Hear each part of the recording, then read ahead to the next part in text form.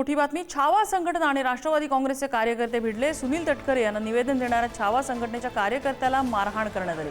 अजित पवारांच्या राष्ट्रवादीच्या कार्यकर्त्यांनी ही मारहाण केली.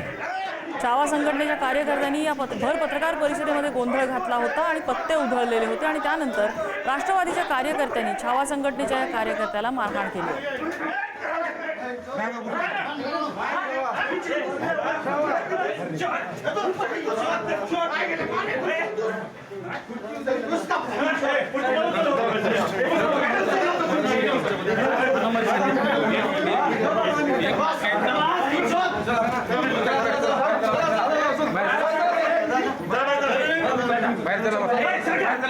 श्रीराम जाधव आमचे प्रतिनिधी आपल्याला माहिती देतात. श्रीराम, सध्या काय परिस्थिती आहे या ठिकाणी?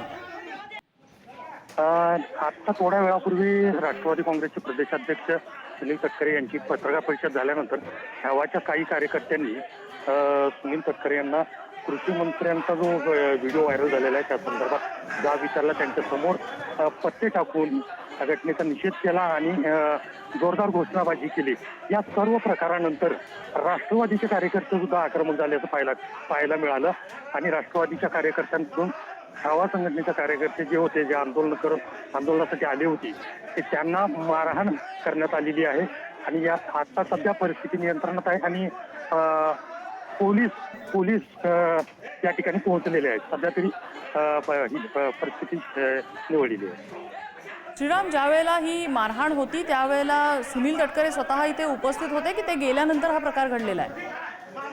नाही, ही हा सर्व जो प्रकार होता शासकीय विश्रामगृह जे आहे लातूरचं त्या ठिकाणी घडलेला आहे आणि नवीन शासकीय विश्रामगृहामध्ये सुनील तटकरे हे थांबलेले आहेत आणि जुनं जे शासकीय विश्रामगृह आहे त्या ठिकाणी हा सर्व प्रकार घडलेला आहे. राष्ट्रवादीचे कार्यकर्ते त्या ठिकाणी आले, त्यांनी छावाच्या कार्यकर्त्यांना जाब विचारत मारहाण केल्याचा तो व्हिडिओ समोर आलेला आहे. ठीक आहे.